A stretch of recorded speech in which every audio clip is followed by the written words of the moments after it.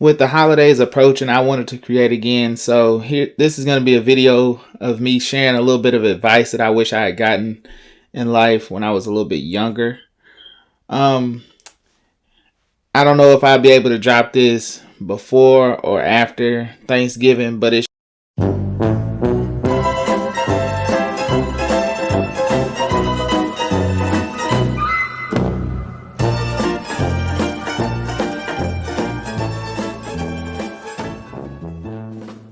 should still like all be the same. It's not really a time topical thing. It's really more of just me telling a story. And with it being the holidays, Thanksgiving, my birthday, Christmas, they're all in about like a 28 day span. So I'm usually the closest with my family around this time of year. And I'm the oldest boy in the house, so I always heard, like, you know, set an example for your brothers, yada, yada, yada. And then over time, our family expanded, and then I had to set an example for my nephews, which I can say, looking back, I was kind of being like a soldier that, you know, died for the cause, not really going out, not really doing many things, experiencing life-wise.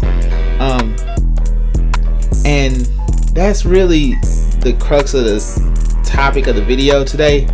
It'll be like things that I had in my life where I wanted to do something for me, but it kind of conflicted with what example I wanted to set for my family when I should have just been being a young dumb kid experiencing life. One of the things that I did when I was younger, I played sports. I played football for my local high school. My dad and my uncle both play high school football. They both went to, I want to say, junior colleges. And ever since I was a kid, I really did want to try to model myself after my dad and play sports. He really wasn't home a lot when I was younger because he was out on the road. He's a truck driver. So, like, I played football from 6th grade until I graduated high school. And I appreciate all the memories that I got from it. It taught me a lot of stuff. I met a lot of people that I really enjoyed having fun with, like as friends and teammates. And those long days of like lifting weights and those cold practices in the wintertime, beating our rival schools, all of that stuff. After a while, like, I found myself, you know, really getting into it later in my high school career, because in like 6th grade through middle school, I really wasn't even like, I didn't think I would play ever, because like I was a 3rd string left tackle at 5'9", 145 pounds. And then I got to high school and like my body kind of changed a little, so they moved me to outside linebacker and then eventually into middle linebacker, where I played like majority of the time that I actually got on the field. With that being said, like, I didn't really see myself fitting in a lot of the time with like other people's interests that were on the team. So I just chalked it up to being like, you know, different. Like the whole thing Earl the Sweatshirt said, like, I'm too white for the black kids, too black for the white, yada yada. But eventually I saw it to where I'm not really a football person. Like, I loved playing football, but that was just because like I'm a kid. I want to do something where I can get like my energy out, and also it brought me around other people my age that we could hang out. And like, I didn't have many friends, so that's where I was doing the majority of my socializing, was football practice, football games on the sideline. I had a few friends around like my neighborhood, but like that was it. So I never really fit in per se on the team, but like, you know, kind of felt I would have let some people down if I didn't play football. I mean, like, honestly, my name is Diesel. Like, my government name is Diesel, so it's like a layup to play a sport and be like, the kid Diesel is on the football team. That's so funny. But I mean, if I was to say what I probably would have wanted to do more at that time, would have probably been like acting. Probably like I remember one day before a game, like I got the chance to get up on the stage at the improv club before school. We acted out some scenarios and stuff, and like there was a little game where like you freeze the scene and then someone else tags in, but they have to switch the topic, but you're still standing in the same pose. And then it was a fun time. And then like they ended up putting that in like the school paper of like me being there and like everybody laughing and stuff, and it felt like a comfortable spot as opposed to being on the football field where like everybody's a part of the team, everybody's going for the same goal, the crowd's cheering, but they're not cheering for you, they're cheering for the team, you know. And not to say that I was like a selfish person, but I really wanted to, you know, have a moment for somebody to appreciate me, like instead of what I could do, which was like making big tackles on 4th down or stuff like that. So like I had worked so hard from like Pee-wee up until the point of high school that I was like, could I really just like, you know, quit football and like be done with it and then like go to these improv acting classes and stuff like that?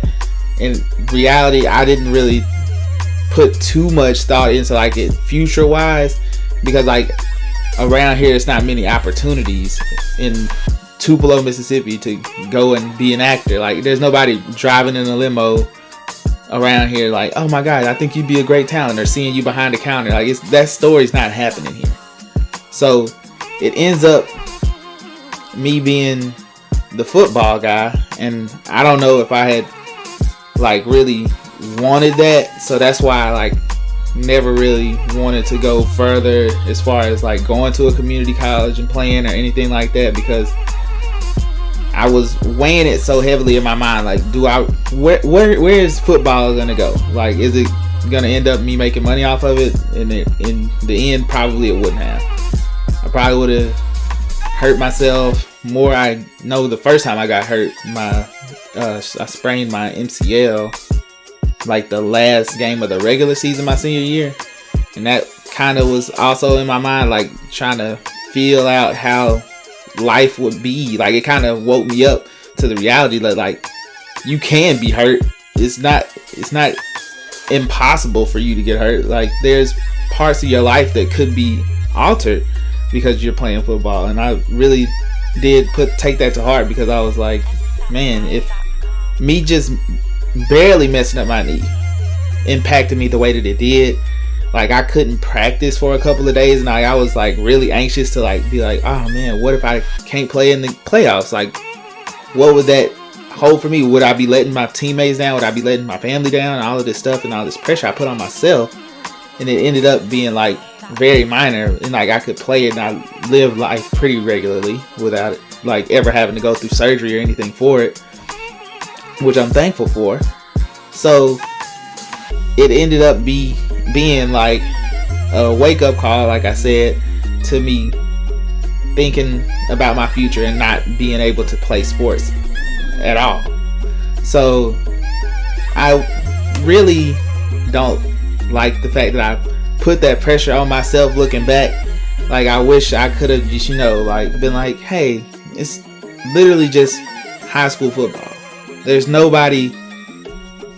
people in the stands that are caring about this, but there's like, in the grand scheme of life, nobody really cares about the 2017 graduating class high school playoffs of the north half of Mississippi. No, it doesn't really matter, but I told myself it did a lot at the time. So I really wish I had, you know, listened to people more that told me like, hey, you're really funny. Hey, you really could, like, you know, act. There's characteristics about you that you could, you know, if you were to harness those, you would be a really good, you know, actor. Or on the flip side, like I had coaches telling me like, hey, you're a very hard worker. You know, the dirty work people the big we, little me people, locker room presences are a thing. You're a leader. You should try. And I was just like, I don't want to put that pressure on myself, because I had been putting that pressure on myself for so long that like I lost who I was, trying to be the person that everyone else wanted me to be. And sometimes you have to lose yourself to find yourself, is the main point of the whole video, which I wanted to share because I know eventually I'm gonna have to set that example for my younger brothers who are growing up now. Like my youngest brother is now about to graduate high school, and my nephew, I see him every other week, and he's like growing up, and it's like causing me to reflect on everything and think to myself, you're a good person in general, and you can set a good example, but also be you. Just be the person you want to be, and that's going to be good enough for the example at the end of the day. No matter what happens, these people love you. You are loved by your family, your loved ones. This is a holiday season. If you don't feel loved, just make a big stink out of it. Be the person that's like, well, my family doesn't love me and I hate everybody here, and just flip the whole table and like, put your fist inside the turkey and make it a puppet.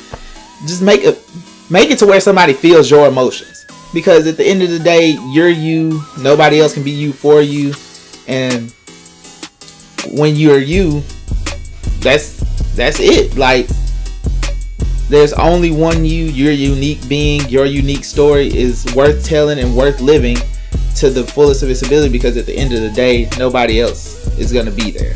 Nobody else is going to be the one that experienced everything that you experienced through your eyes. So just find yourself and be yourself and love yourself. Thank you.